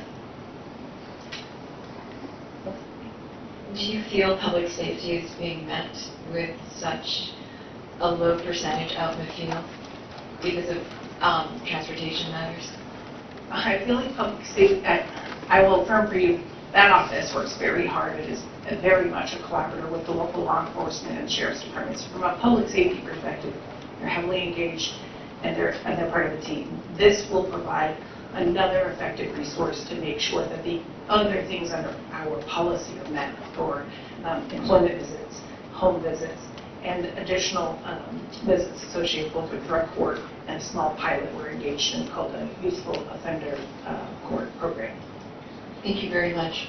You're welcome. Further questions on item 65? Okay, hearing none, all in favor signify by saying aye. Aye. Counselor Gatsas?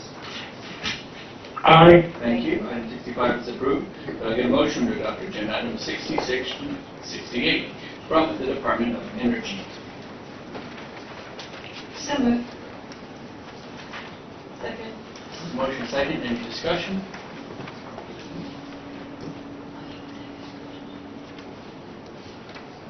Hearing none, all in favor signify by saying aye. Aye. Counselor Gatsas? Aye. Thank you. Those items are approved. I now ask for a motion to adopt agenda item 69 and 70 from the Governor's Office for Emergency Relief and Recovery. So moved. Second. Thank you. Any discussion for Gopher? Hearing none, all in favor signify by saying aye. Aye. Counselor Gatsas? Aye. Thank you. With that, those items are approved. I'll now ask for a motion to adopt agenda items 71 through 77 from the Department of Business and Economic Affairs. So moved. Second. We have a motion and a second. Any discussion for BEA?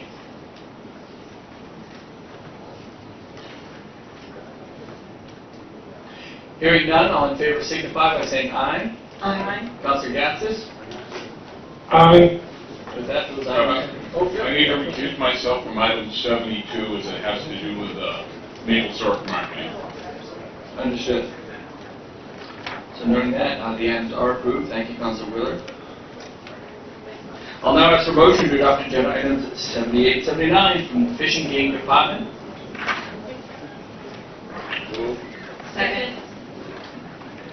A motion and a second. Any discussion? Well, another commissioner is distracting. Yes, Governor. Councilor Wheeler. The record, Scott Mason, Executive Director of Mason Fish and Game. Thank you, Director. I know we talked about this a little bit at breakfast, but I wanted to just make the public aware. I had a very disturbing report from a a land surveyor, land planner, that your department was suggesting that is in mitigation for maybe endangered species or something, that private landowners impose a no-cut zone. And that was recommended by an employee of the Fish and Game Department, which is actually contrary to best forestry management practices and developing wildlife habitat. So I want to get that on the record, and I hope that, that will never happen and that engineers won't have to deal with that again. But I also wanted to get your commitment on getting our gravel out of the Milford gravel pit. I met with the town this week, and this has been well over 2.5 years, and their concern is that they have this big piece of property that the town bought, and your department wants 75 acres conservation easement to get that gravel out. And in the town's master plan, they want to put a cemetery there, future DPW equipment there for that western half of the town, and a fire substation there. Are you going to require more conservation easements and more takings for the town to fulfill their master plan on their own property? We've been talking with the community. We met with them a few months ago and been waiting for them to come back and meet with us again. If they're suggesting that there's a new change to what they proposed a few months back, then we'll have to take a look at it. Thank you.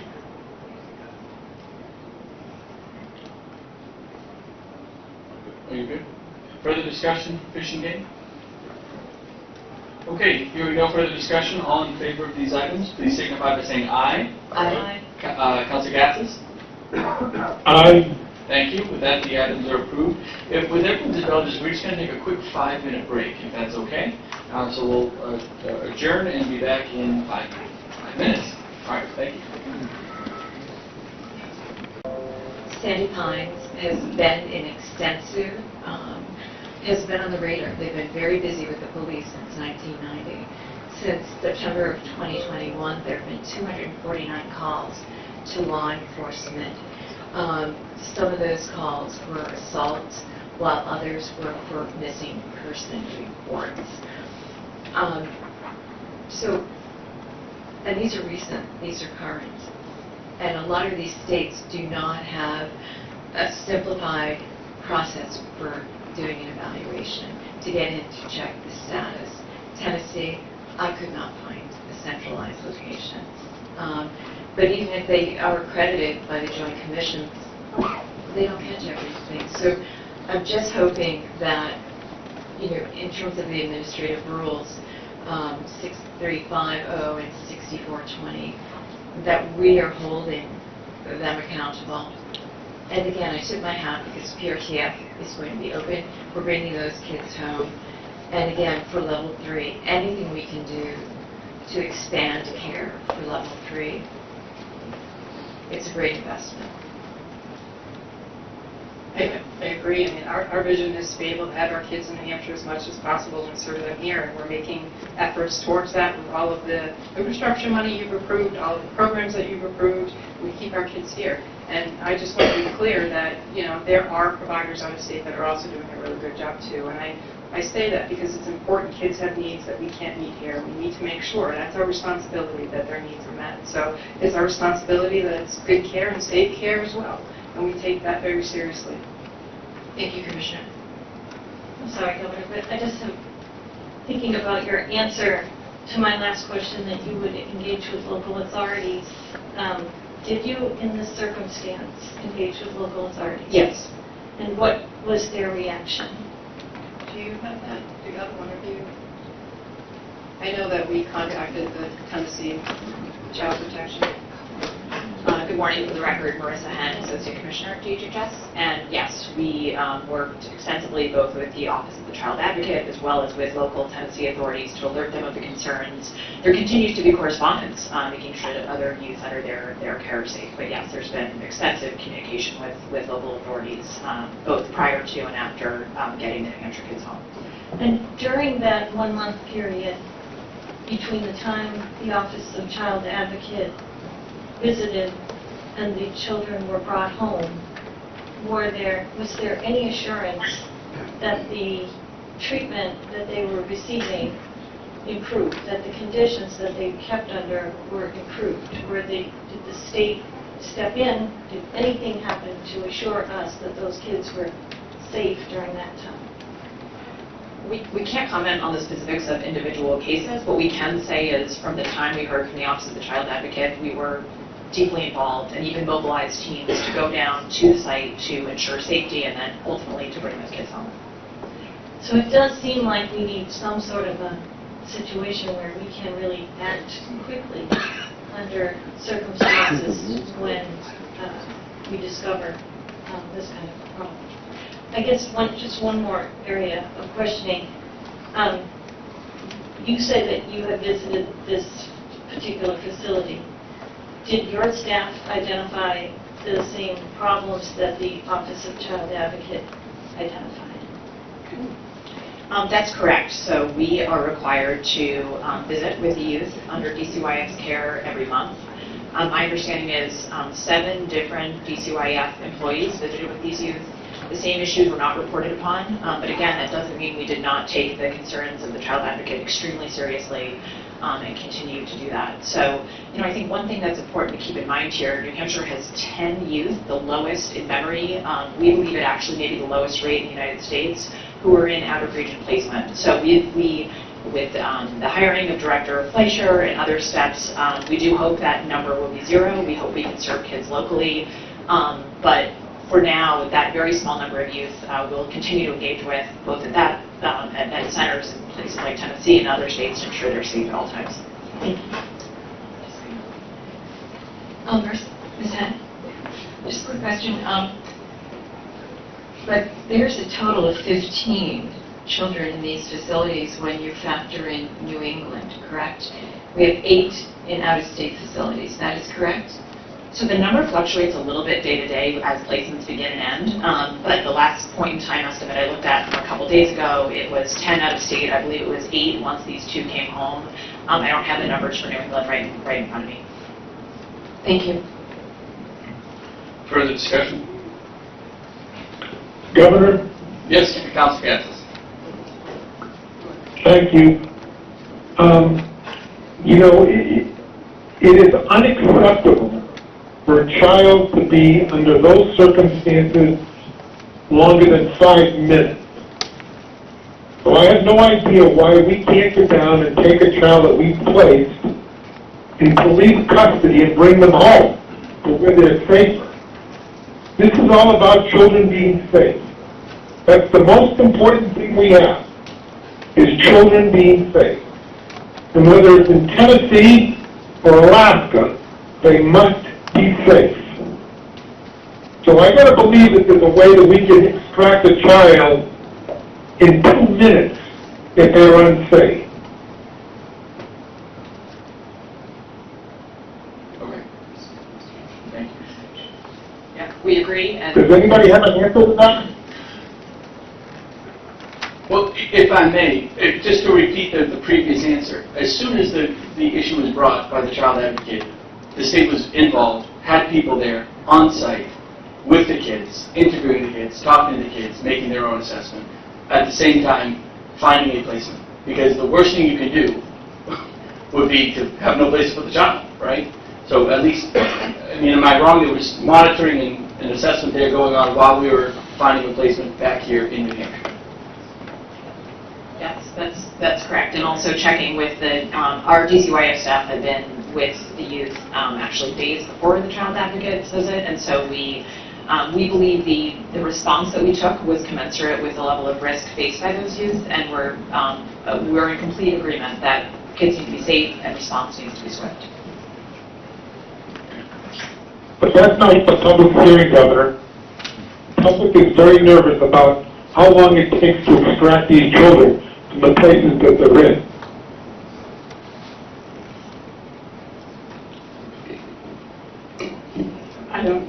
I agree, we need to respond as quickly as we can, and we did.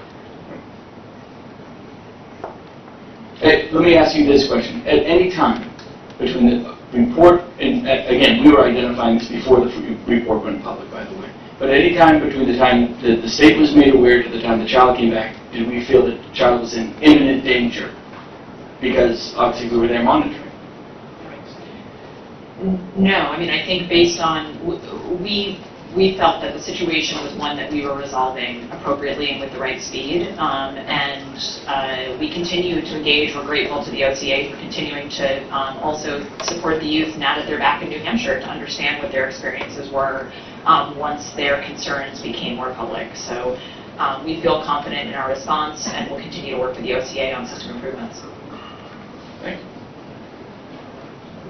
Okay, further discussion? I can only hope that we improve the way we extract the children from the places that are bad for them. I didn't hear the last half of that. Could you repeat that, Councilor Gansis? We lost you there. Thank you, Governor. My biggest concern is extracting the children from the places that are bad for them immediately. Agreed. Definitely agree. Councilor? I mean, when you say agree, is really what I'm getting at, is do we have the capacity to do that if we had a report of that today? We had a report of a child in a dangerous situation today, and we extract them today.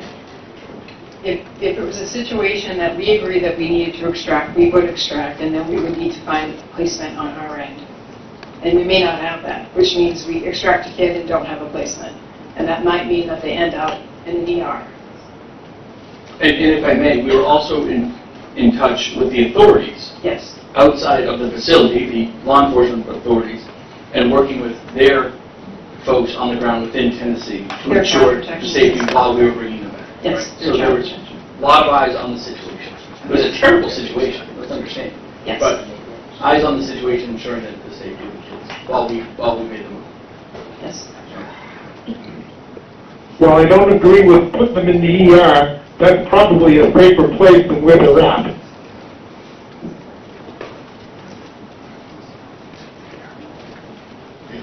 Further discussion?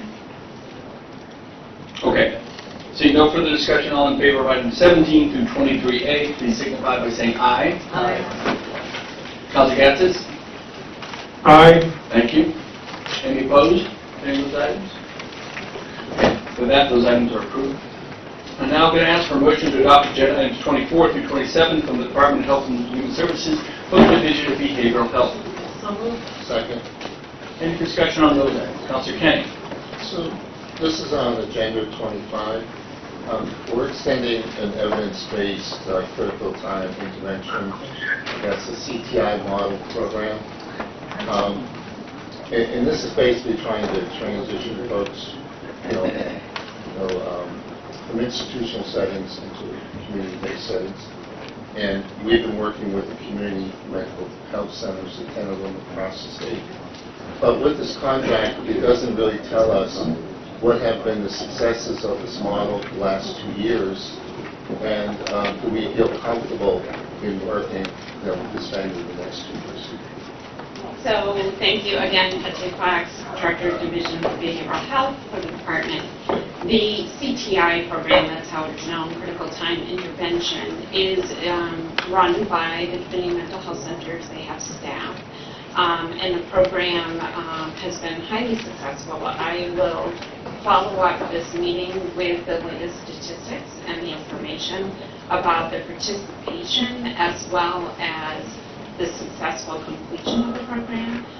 We've had over 250 people go through the program for those transitions. It's a 9-month program, so they're rolling in and off as time goes on. And we work very closely with our designated receiving facilities, including New Hampshire Hospital, to ensure that people have access to this service. As with many of our providers, we've had some workforce challenges. So those numbers would be even higher if we were able to be fully staffed and they have a caseload that in order to do an evidence-based program, they can only have so many individuals at any given time. But it's been very successful, and I'll be happy to share that information with you as a follow-up to this meeting. Thank you. The fact that this contract is on the agenda, lends me to believe that you're happy with the service. However, I have to ask the question because I don't know what the outcomes have been the last 2 years. And this contract specifically addresses the support that we get from Plymouth State University on the evaluation of the program and the support and technical assistance that is provided. So we're very pleased with the work that's been performed by PSCF. Okay, thank you.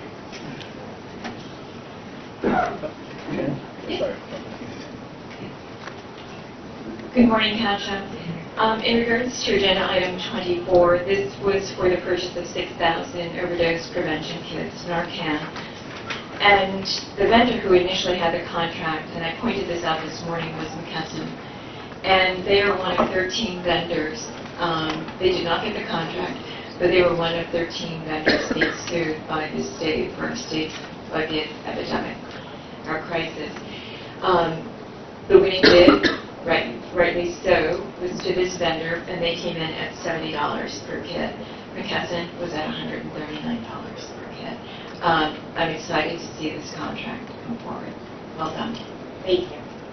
And thank you to for the administrative services for waiving and allowing us to go forward with the selected vendor. Well done. Further discussion? Councilor Warmington? I'm just off agenda. I think I might have missed the section on this, but I'm looking for an update on the child care money. I know we had talked about this earlier. If you could tell us where we are with respect to the dollars, the ARPA dollars, if they've been obligated, and how much has been obligated and how much has been expended, and where we are. Sure, Karen Hebert will happily share those numbers with you. Good morning, Karen Hebert, Director of the Division of Economic Stability for DHHS. Are you asking specifically about just the 2 ARPA funds or all of the COVID-related funds? Give us what you got. I'll give you all of them, just so that it's clear. So to date, the state of New Hampshire received, specifically for the child care industry, $142,343,708 in federal COVID-related relief dollars just for this industry. Of those funds received, to date, $111,613,100 has been distributed directly to providers. We also added from the Child Care Development Fund at the end of fiscal year 22 another $5,168,215 that also went directly to providers. So to date, that total is $116,781,315. By early next month, we will distribute another $1,900,500 to providers. There is also an additional $5,250,000 of grant money available to providers who participate in the business health assessments through one of the procurements that is funded by the ARPA COVID dollars. I think that it's important to know and understand that of the funds that we've received and distributed, the majority of them were not intended to fix the child care industry. They were meant to stabilize and support the recovery and stabilization of child care in New Hampshire. The final fund, which you've seen that most, actually all but one procurement we have left to bring to you, that are really intended for the long-term sustainability of child care in the state. So there are a number of initiatives that are going on right now, and I'd be happy to provide updates as we go.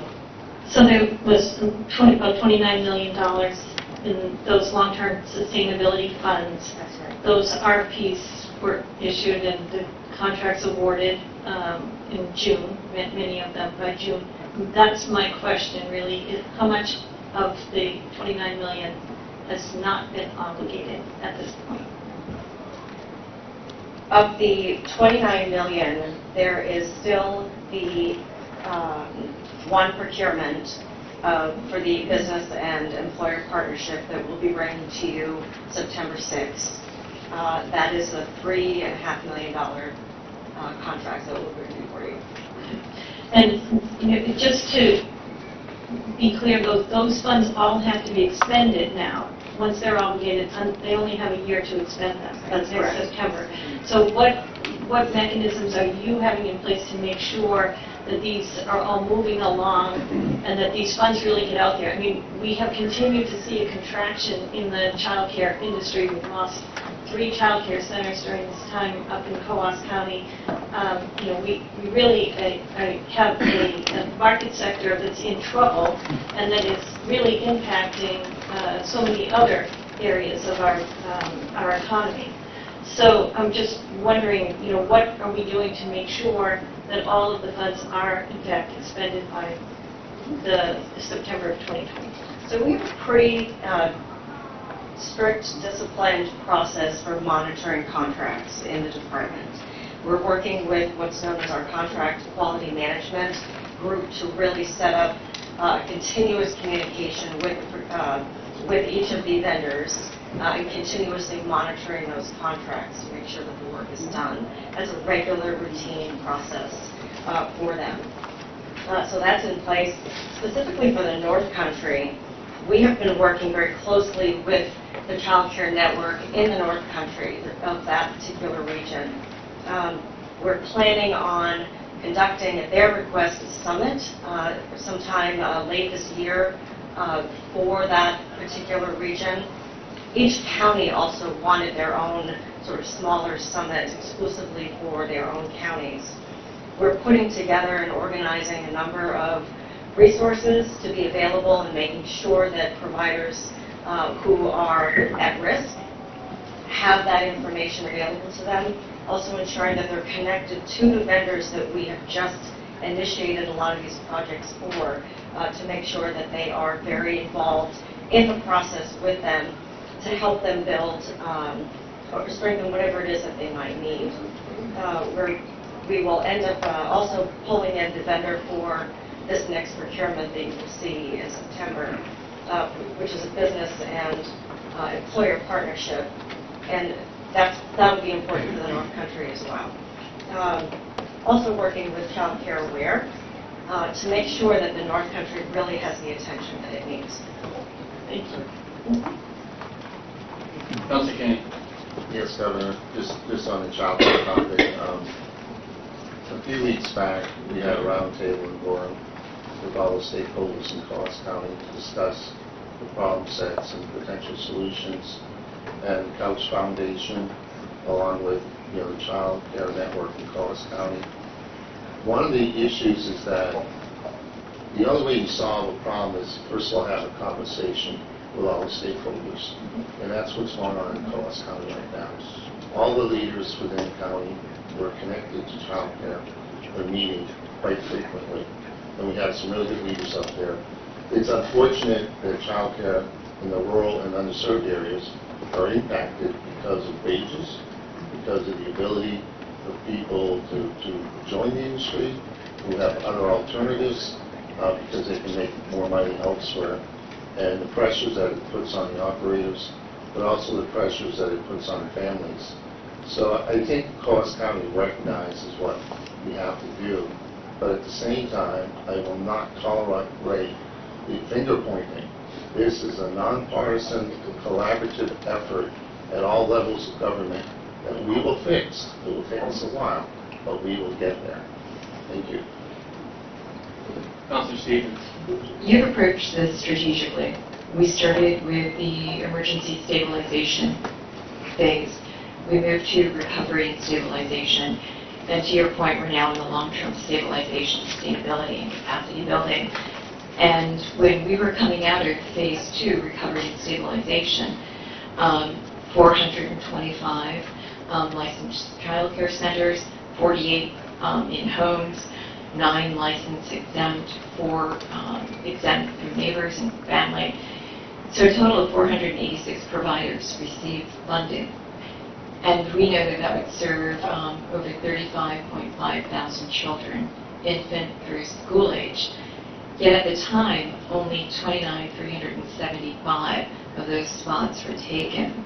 So, correct me, we do have openings. In terms of accessibility, that's the biggest problem right now. It is. This is a multifaceted problem that needs multiple solutions, which is really the strategy around trying to address each part. And these have been long-standing issues in the child care industry. They were exacerbated by COVID. So trying to solve that it really needs to take the time and multiple studies looking at the factors that are going to influence things like wages, such as professional development. So through one of our contracts with the Grant Steps for Quality, for example, really investing quite a bit in the professional development opportunities for child care providers. What are the pipelines? So really trying to identify all of that so that we can strengthen the staff to strengthen the wages, but then where else are there gaps that we need to address to strengthen the system? So all of the procurements that we're using this ARPA discretionary funding for are intended to address each of those areas. I have some updated numbers for you, Councillors. So there are currently 729 licensed facilities in the state. 519 of them received some COVID funding through all of these different funding streams. 57% of them invested that funding into their staff, or 50% of the funding went to staff investments, 31% into operating costs, and 12% into their programs. So there are some programs that have experienced great success with strengthening their program, or some who didn't need the funding. So what is it about those programs that we could perhaps learn from that might assist other programs? And there's some that are trying to really come together that's part of the business improvement project procurement so that we can really address, looking at mergers and acquisitions, and some of them have done that. Or where in their business areas do they need more strength and support to really be able to thrive? As some are, but some are not. And it's all over the state. It's not any particular region. Thank you. Further discussion on any of these items? Okay, all in favor of items 24 through 27, please signify by saying aye. Aye. Councilor Gatsas? Aye. Thank you. Those items are approved. I'll now ask for a motion to adopt agenda item 28 from the Department of Health and Human Services from the Division of Medicaid Services. So moved. Second. Any discussion on item 28? Hearing none, all in favor signify by saying aye. Aye. Councilor Gatsas? Aye. Thank you. Item 28 is approved. And that concludes our items for Health and Human Services. Thank you. So now I'm going to ask for a motion to adopt agenda items 29 through 40 from the Department of Transportation. Second. Motion and second. Any discussion for DOT? Councilor Wheeler. Governor, just a comment on item 29. I want to thank the department for working with the council here. With this transfer of funds, we can buy these 66 backhoes outright. And if you read inside the item, that saves us $5 million over the cost of leasing these machines. And then in the end, we own these machines. And I would just say that I would encourage the legislature to get on a rotation with these machines and not, so we don't have to buy them all at once and we start trading in the oldest machines first when they run up the hours and maintenance costs more than it's worth. So we should just get on a rotation and keep buying these machines and stay away from leasing. Thank you, Commissioner Cass, for moving forward with this. Thank you, Council. Further discussion? Just want to thank the department for looking into buying the old machines because $5 million is $5 million. And a lot of that can go to graffiti. Councilor Kennedy? Thank you. Trying to figure out what time it is here. Good morning, sir. So my question is really from the update on the storm damage, Commissioner. We obviously see signs that are still on the roadways in central northern New Hampshire that, you know, where there's work yet to be done. I mean, I would assume that all roads are probably passable at this standpoint. Yes. But where are we at with some of the patch-up work that needs to be done late summer and early fall? Most of the major road damage, the ones like 140 in Alton and 113 in Madison was the two biggest one hits. There's still, those roads are open. There still might be daily lane closures as they're kind of finishing up the work. And particularly in Madison, looking to get that repaved. But the roads are open and there'll still be ongoing work to get that completed and buttoned up through for the winter. There was a lot of focus on those bigger impacts, but there were a lot of other washouts, a lot of shoulder, a lot of ditch work. So they're catching up on all of those around the district and around the state. So you may still see daytime or limited area signs as work is going on. Addressing those as well too. So a couple of those areas we still need to do more detailed and more permanent repairs. A couple of major culvert washouts in Wolfboro and in Alton, they've been temporarily repaired with steel plates and whatnot. But we are taking active steps to look at the permanent designs of what's needed to replace those. So, I hope that's a very broad overview, but No, I I appreciate know what that. details you need. The other issue that's been on my mind is when this is presidential declaration anticipated. I know we still are pulling information together and gathering it, and I think HSCM probably has a lot of all the information pulled together from the cities and towns as well too. But I don't know a firm date. Because I do have some communities that do ask me, when is that declaration coming in, so they might be able to access the emergency relief fund, process. Right. Because So we're anxious too, because I know we have state damage that we're budgeting those costs for anticipated emergency reimbursement. Because most of the towns that are impacted, like in Madison, there are town roads that are shut down, that until they have an understanding of what, when the declaration comes in, what the potential reimbursement amounts might be, they're going to do probably limited work until they have a way ahead. I think ultimately it's our request for the declaration. The declaration will come from federal resources. Okay, thank you. Further discussion? Okay, seeing no further discussion, all in favor of the items from DOT, please signify by saying aye. Aye. Any opposed? Councilor Gassis? Aye. Thank you. Those items are approved. I'll now ask for motion to adopt agenda items 41 and 42 from the Office of the Governor. So moved. Second. A motion and a second. Any discussion on items 41 or 42? Yes, Councilor Stevens. They pertain to education, so I will state this from the Department of Education. Good afternoon, Caitlin Davis from the Department of Education. Good afternoon. So 41, this is the second round of SAFE awards, and this was the largest pool. This was, I think, 225 applications. So to date, we know that $2 million has been reimbursed, and that the change of the completion date is 6/30/24. Agenda item 42, that was the first round with 92 schools, and we know today 2.7 million is pending.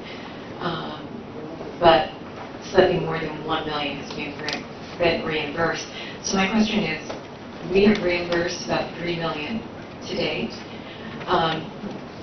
but the completion date for the initial round is 6/30/24. Shouldn't that be 6/30/25 versus round 1?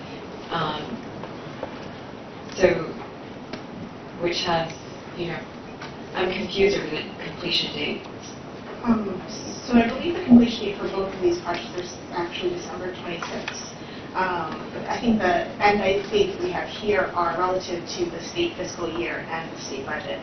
Because these funds are not appropriated each year by the state, because